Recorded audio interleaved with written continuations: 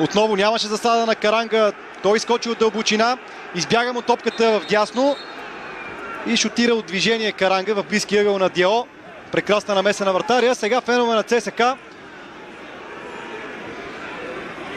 пробиха предпазната мрежа и матчът ще бъде прекъснат. Много неприятно, наистина.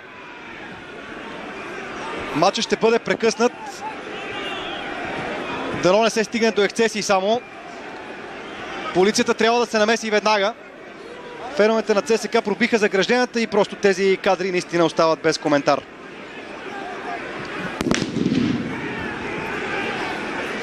Не биваше този матч да бъде прекъсван така. Вижте за какво става дума. Факли, димки, удари. Стига се до бой между феновете. Тези на Локомотив Пловдив срещу тези на ЦСКА. Летят камъни, факли. Ужас, ужас просто.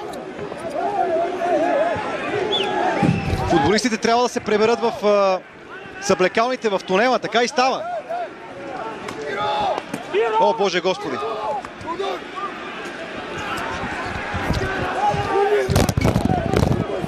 Става опасно и за нас, дами и господа.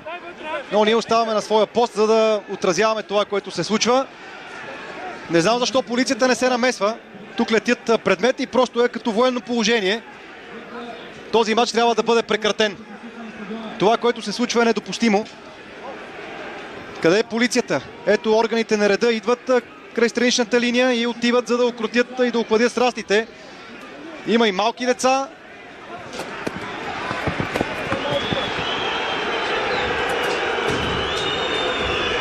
Наистина не бива така. Наистина не бива така. Полицайите трябва да вземат мерки. Феновете на ЦСКА се прибират сега към мястото, където трябва да гледат матча.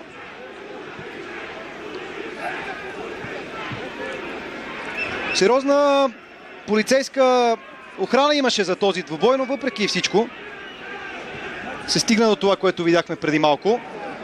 Футболистите на двата отбора оплашени се прибраха в съблекалните. Там е и главният съдия.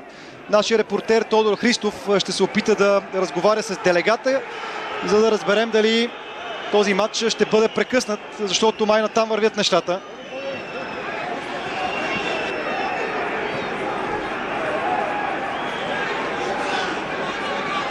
Има двама човека, които се превиват. Единия е до тъч линията и още един извън терена.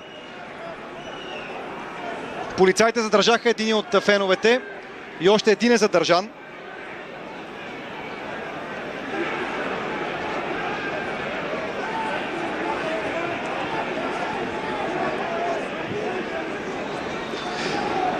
Сега, Тодор Христов, нашия репортер, който е долу на пистата, е разговарял с делегата на двубоя. Името на делегата на Българския футболен съюз е Стоян Велчев. Той му обяснил, че вариантите са няколко.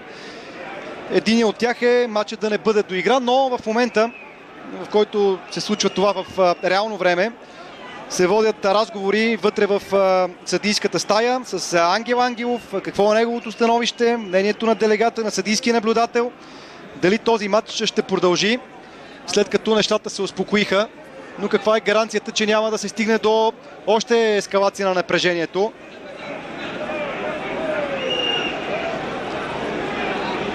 Това просто мина всякакви граници. Футбол е спорт, който трябва да носи удоволствие и радост на хората, а не такива негативни емоции. Просто нямам думи.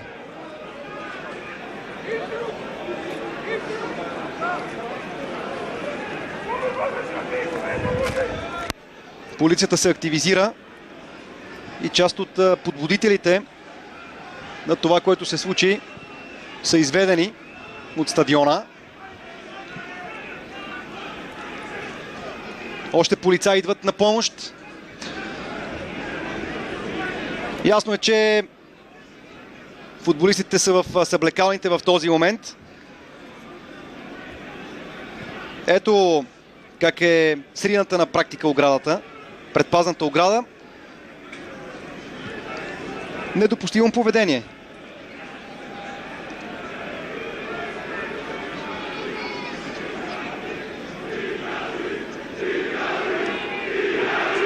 Сега, ако имаме възможност да включим Тодор Христов, който е на пистата и със сигурност знае много по-добре това, което си говорят делегата с съдиите, какво е тяхното решение.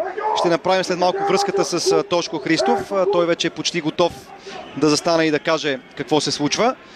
Феновете на Локомотив Пловдив зад вратата на Чернялска, с който в момента не е на терена, и тези на ЦСКА зад вратата на Диало. Но феновете на ЦСКА провокираха тези грозни и ужасни сцени.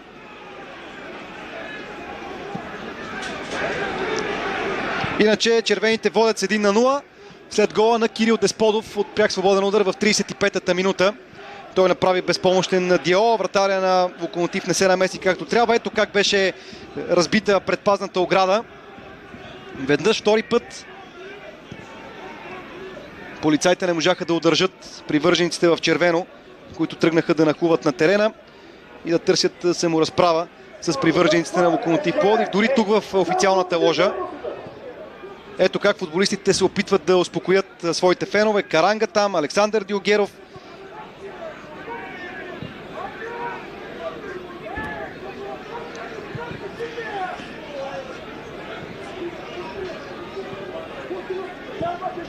Продължава дискусията в съдийската стая.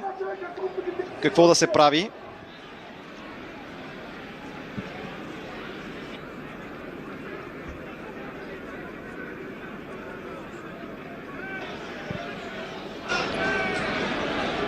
Все още и ние изчакваме, уважаеми зрители. Наистина, едва ли някой очаквал да се стигне до подобно напрежение. Матча по никакъв начин не предвещаваше това. ЦСКА водеше в резултата с 1-0 в края на първото полувреме, когато феновете на тима тръгнаха да нахлуват. Полицията вече е в доста по-многоброен вид. Дойде и нужното подкрепление, доколкото разбирам.